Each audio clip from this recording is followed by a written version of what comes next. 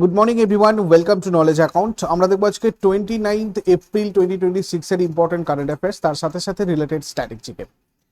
আজকের first question, 13তম সুর জ্যোৎস্না অ্যাওয়ার্ডসে আজীবন সম্মাননা পেয়েছেন নিচের কোন প্রখ্যাত শিল্পী?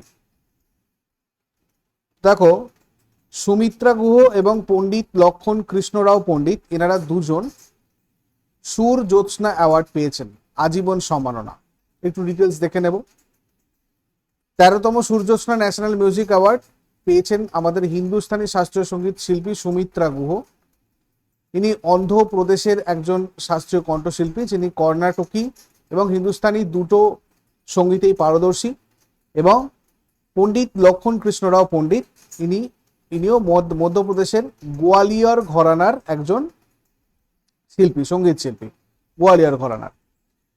তো ডক্টর আম্বেদকর ইন্টারন্যাশনাল সেন্টার নতুন দিল্লিতে একটা অনুষ্ঠান হয়েছিল, যেখানে তাদেরকে এই পুরস্কার দেওয়া হয়েছে। সুপ্রিম কোর্টের বিচারপতি সন্দীপ মেহতা এদের হাতে পুরস্কার তুলে দিয়েছেন। লোকমত সখী মঞ্চের প্রতিষ্ঠাতা এই জ্যোৎস্না দরদা, তো এই জ্যোৎস্না দরদা যিনি লোকমত সখী মঞ্চের প্রতিষ্ঠাতা, তার স্মৃতিতে এই পুরস্কারটা প্রবর্তন করা হয়েছে। ভারতীয় শাস্ত্রীয় সঙ্গীতের সমৃদ্ধ ঐতিহ্য রক্ষা করা এবং তরুণ প্রতিবাদের উৎসাহ দেওয়া পিছনে যারা কাজ করেন তাদেরকে এই পুরস্কার দেওয়া হয়। প্রতি বছর কণ্ঠ সঙ্গীত মানে ভোকাল এবং যন্ত্র সঙ্গীত অর্থাৎ ইনস্ট্রুমেন্টাল বিভাগে দক্ষ শিল্পীদের এই সম্মানটা দেওয়া হয়। এরপর 2026 সালে কততম ভারত আফ্রিকা ফোরাম সামিট অর্থাৎ IAFS অনুষ্ঠিত হতে চলেছে? এটা হচ্ছে চতুর্থ ভারত আফ্রিকা ফোরাম সামিট। 2026 সালের মে মাসে নতুন দিল্লিতে একটা মানে এই চতুর্থ ভারত আফ্রিকা ফোরাম সামিট হচ্ছে আর কি। এই সম্মেলনটাতে ভারত আর আফ্রিকা দেশগুলোর মধ্যে কৌশলগত সম্পর্ককে আরো সুদৃঢ় করার একটা আলোচনা করা হবে বিভিন্ন জিনিসপত্র নিয়ে। মোট কথা একটা বড় মঞ্চ আমরা বলতে পারি ভারত আর আফ্রিকার দেশগুলোর মধ্যে কৌশলগত মানে স্ট্র্যাটেজিক রিলেশনকে আরো স্ট্রং করার জন্য। 31 মে 2026 প্রধান সম্মেলনটা তোমার হচ্ছে মানে হবে 31 মে 2026 নতুন দিল্লিতে হবে। ভারত সরকার আর আফ্রিকান ইউনিয়ন কমিশন যৌথভাবে এই সামিটটা আয়োজন করে। এবারের সামিটের থিম আইএ স্পিরিট, এটা খুব ইম্পর্টেন্ট, ভালো করে খেয়াল করবে। এটার একটা ফুল ফর্ম রয়েছে। আইএ স্পিরিট মানে হচ্ছে India Africa strategic partnership for innovation, resilience and inclusive transformation. Bharat আর আফ্রিকার দেশগুলোর মধ্যে কূটনৈতিক আর অর্থনৈতিক সম্পর্ক জোরদার করাই এটার প্রধান সরকার মানে যেটা তোমাদেরকে বললাম। প্রথম এটা হয়েছিল 2008-এ, তারপরে 2011-তে একবার হয়েছিল আদিস আবাবাতে, 2015-তে আবার নতুন দিল্লিতে হয়েছিল, 2026-এ 31 মে হতে চলেছে। এবারে দেখো আফ্রিকান ইউনিয়ন সম্পর্কে। এই আফ্রিকান ইউনিয়ন হচ্ছে আফ্রিকার 55টা সদস্য দেশ নিয়ে গঠিত একটা মহাদেশীয় সংস্থা। 2002 সালে দক্ষিণ আফ্রিকার ডারবানে এটা আনুষ্ঠানিকভাবে প্রতিষ্ঠিত হয়। এটা অর্গানাইজেশন অফ আফ্রিকান ইউনিটি এর জায়গাতে এসেছে আর কি। আগে ছিল অর্গানাইজেশন অফ আফ্রিকান ইউনিটি, যেটা এখন বর্তমানে আফ্রিকান ইউনিয়ন নামে পরিচিত আর কি। এর সদর দপ্তর ইথিওপিয়ার আদিস আবাবাতে রয়েছে। 2023 সালে ভারতের সভাপতিত্বে অনুষ্ঠিত G20 সম্মেলনে আফ্রিকান ইউনিয়নকে স্থায়ী সদস্য হিসেবে অন্তর্ভুক্ত করা হয়েছে G20। আচ্ছা, তোমরা প্রত্যেকটা মাসের যা যা কারেন্ট অ্যাফেয়ার্স রেগুলার তোমাদের সাথে আলোচনা করা হয়, এগুলো PDF ফরম্যাটে ইবুক সেকশন থেকে কালেক্ট করতে পারবে নলেজ অ্যাকাউন্ট অফিসিয়াল অ্যাপে। যে অ্যাপটা তোমরা গুগল প্লেতে গিয়ে সার্চ করলেই পেয়ে যাবে, বা ডেসক্রিপশন বক্সে তোমাদের লিঙ্ক দেওয়া রয়েছে। প্রত্যেকটা ইবুক প্রত্যেক মাসের এগুলো তোমরা পাবে হচ্ছে এই ইবুক সেকশনে। এবং তোমরা যদি মান্থলি কারেন্ট অ্যাফেয়ার্স চাও PDF এর সাথে সাথে মক টেস্ট সিরিজ, সেক্ষেত্রে তোমরা কোর্স সেকশনে গিয়ে দেখো, ওখানে তোমাদের এই কোর্স রয়েছে। এর আগের বারের কোর্সও মানে ইয়ারের কোর্সও তোমরা পাবে, ইয়ারলিগুলো। এছাড়া অন্যান্য ইন্টারভিউ গাইড, জিকের PDF এগুলো তোমরা এই বুক সেকশনে পাবে, বা বিভিন্ন প্রিভিয়াস ইয়ার যেমন NTPCর গ্র্যাজুয়েটের, আন্ডার গ্র্যাজুয়েটের, এগুলোর বাংলাতে প্রশ্ন তোমাদের পুরো সাবজেক্ট ওয়াইজ রয়েছে নলেজ অ্যাকাউন্ট অফিসিয়াল অ্যাপের টেস্ট সিরিজে। যেখান থেকে তোমরা কারেন্ট অ্যাফেয়ার্সের প্রশ্নগুলো সম্পর্কে আরও অবগত হতে পারবে, এবং বিভিন্ন ব্যাচেসও চলছে বিভিন্ন পরীক্ষাকে ফোকাস করে, তোমরা চাইলে এগুলোতেও যুক্ত হতে পারো। এগুলো সবকটাই উইথ টেস্ট সিরিজ ব্যাচ, অর্থাৎ প্রত্যেকটা ব্যাচে লাইভ ক্লাস এবং ডাউট গ্রুপের সাথে সাথে তোমাদেরকে টেস্ট সিরিজও প্রোভাইড করা হয় চ্যাপ্টার ওয়াইজ ফুল লেন্থ। আর WBPSC মিসলেনিয়াসের প্রিলিমিনারির জন্য নতুন একটা ফাউন্ডেশন ব্যাচ লঞ্চ হয়েছে, যেখানে তোমাদের অফার চলছে 5th মে পর্যন্ত। অনলি 850-তে তোমরা এটা যুক্ত হতে পারবে, এবং এটা 5th মে এর পর আবারও 950 হয়ে যাবে। তো লোয়েস্ট প্রাইসে জয়েন করার জন্য তোমরা অবশ্যই 5th মে এর আগে এটাতে জয়েন করে নেবে। 5th মে থেকেই তোমাদের ক্লাস স্টার্ট হবে। এখানে তোমাদের 20টা ফুল লেন্থ মক টেস্ট, বিষয় চ্যাপ্টার ভিত্তিক টেস্ট এবং অধ্যায় ভিত্তিক ক্লাস হবে। আরও এই রিলেটেড ডিটেলস জানার জন্য এই নাম্বারে তোমরা হোয়াটসঅ্যাপ অথবা কল করে নিতে পারো। চলে আসবো 3 নম্বর প্রশ্নে। 2026 সালে কোকা কোলা ইন্ডিয়া কোন রাজ্যের ইনভেস্ট আপ সংস্থার সাথে 3 বছরের মেমোরান্ডাম অফ আন্ডারস্ট্যান্ডিং স্বাক্ষর করেছে? উত্তরপ্রদেশের ইনভেস্ট ইউপি সংস্থার সাথে 3 বছরের মেমোরান্ডাম অফ আন্ডারস্ট্যান্ডিং স্বাক্ষর করেছে কোকা কোলা ইন্ডিয়া। এটার মূল লক্ষ্য হচ্ছে উত্তরপ্রদেশের পরিবেশ রক্ষা এবং স্থানীয় মানুষের আর্থসামাজিক উন্নয়ন। এরপরে ভারতের প্রথম অফিসিয়াল ফর্মুলা 1 সিম রেসিং চ্যাম্পিয়নশিপ আয়োজনের জন্য কোন সংস্থা F1 এর সাথে চুক্তি করেছে? Mumbai Falcons racing limited. Virtual racing এর মাধ্যমে ভারতের সেরা প্রতিভাদের খুঁজে বের করে পেশাদার মোটর স্পোর্টস জগতে সরাসরি প্রবেশের সুযোগ করে দিতেই এই প্রথমবার ফর্মুলা 1 এবং মুম্বাই ফ্যালকনস যৌথভাবে এই প্রতিযোগিতার আয়োজন করেছে। এরপরে ভারতের কোন রাজ্য সম্প্রতি 13,000 কোটি টাকা ব্যয়ে প্রথম মাশরুম মিশন চালু করেছে? অন্ধ্রপ্রদেশ। 2026 সালের 26 এপ্রিল অন্ধ্রপ্রদেশ সরকার ভারতের প্রথম মাশরুম মিশন চালু করেছে। 13,000 কোটি টাকা বিনিয়োগ করেছে। এর মধ্যে 5,184 কোটি টাকা কেন্দ্র আর রাজ্যের যৌথ ভর্তুকি। লক্ষ্য কি? বছরে 67,500 টন মাশরুম উৎপাদন করা। বর্তমানে বিহারে 45,000 টন উৎপাদন করে ভারতের শীর্ষে রয়েছে, মানে বিহার মাশরুম উৎপাদনের দিক থেকে প্রথমে। রাজ্য জুড়ে 1.62 লক্ষ বাণিজ্যিক চাষ কেন্দ্র গড়ে তোলা হবে বলা হয়েছে। প্রতিটা ইউনিট গড়ে 5,000 বর্গফুট জায়গার উপর তৈরি করা হবে, এরকম ইনফ্রাস্ট্রাকচার এর কথা বলা হয়েছে। ভারতের মাশরুম চাষ এবং গবেষণাগারের প্রধান কেন্দ্র হচ্ছে এই সংস্থা ICAR মাশরুম গবেষণা অধিদপ্তর। এর হেডকোয়ার্টার হিমাচল প্রদেশের সোলানে রয়েছে। সোলানকে ভারতের মাশরুম সিটি বলা হয়।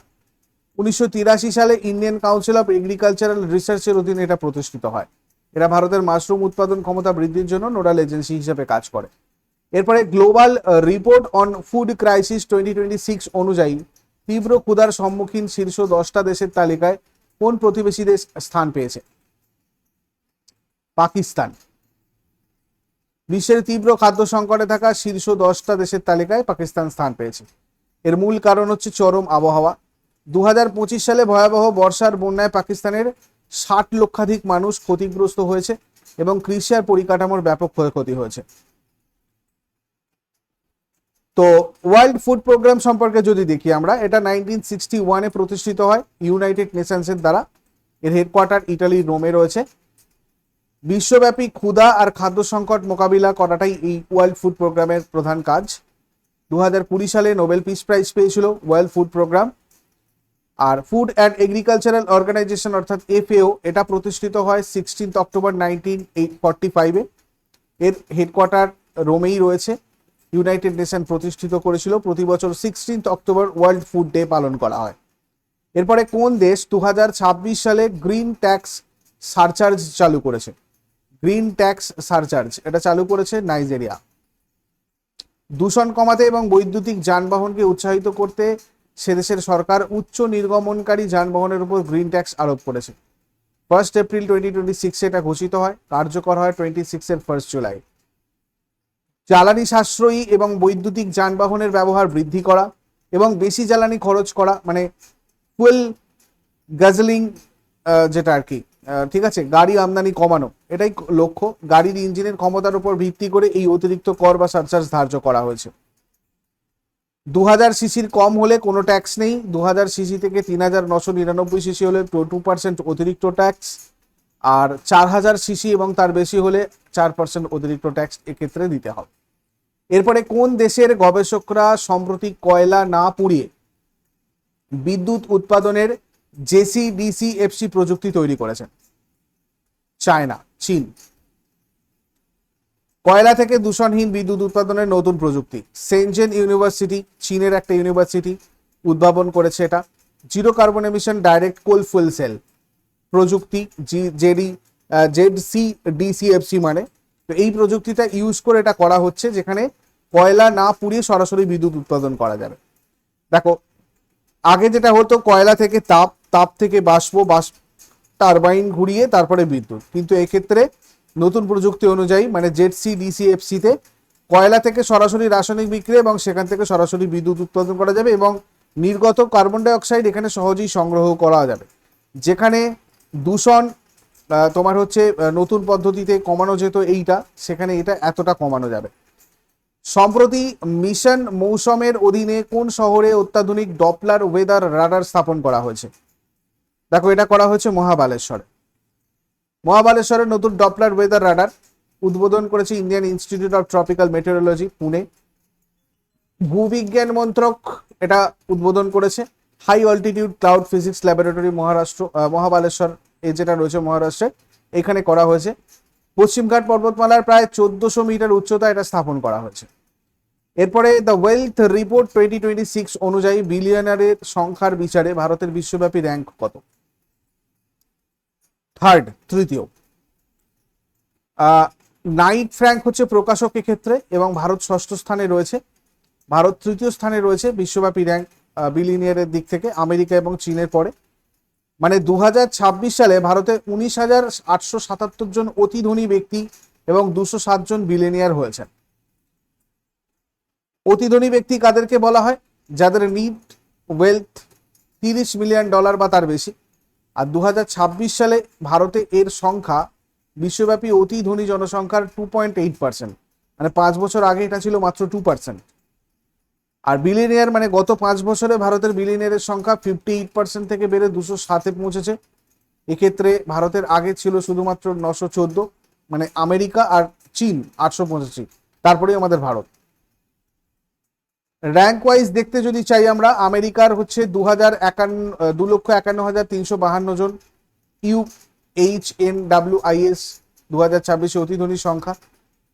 আর চীনের হচ্ছে তোমার 1,21,677, আর তারপরে জার্মানি 38,215, তারপর যুক্তরাজ্য 27,876, আর ভারত রয়েছে 6 নম্বরে 19,877। আগের দিনে হোমওয়ার্কগুলো দেখবো। কমনওয়েলথ গেমসে স্বর্ণপদক জেতা প্রথম ভারতীয় মহিলা কুস্তিগির গীতা ফোগাট। আর বলিযাত্রা বা বালিযাত্রা এটা হচ্ছে উড়িষ্যার একটা ঐতিহ্যবাহী সাংস্কৃতিক উৎসব। আর আজকে তোমাদের জন্য প্রশ্ন থাকবে, 1947 সালে ভারত যখন স্বাধীনতা লাভ করে তখন ব্রিটিশ প্রধানমন্ত্রী কে ছিলেন? আর 1906 সালে প্রতিষ্ঠিত অল ইন্ডিয়া মুসলিম লীগের প্রথম সভাপতি কে ছিলেন? শেষকালে কমেন্টে জানো। চট করে আগের দিনের গুলো কুইক রিভাইজ করে নেবো। যারা যারা লাইভে রয়েছে অ্যান্সার করার চেষ্টা করো।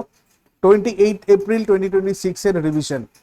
সম্প্রতি কোন উদ্ভিদ বিজ্ঞানী কেরলে আক্রমণাত্মক উদ্ভিদ শনাক্ত করার জন্য এআই অ্যাপ তৈরি করে WWF পুরস্কার পেয়েছেন? এন আলিম ইউসুফ।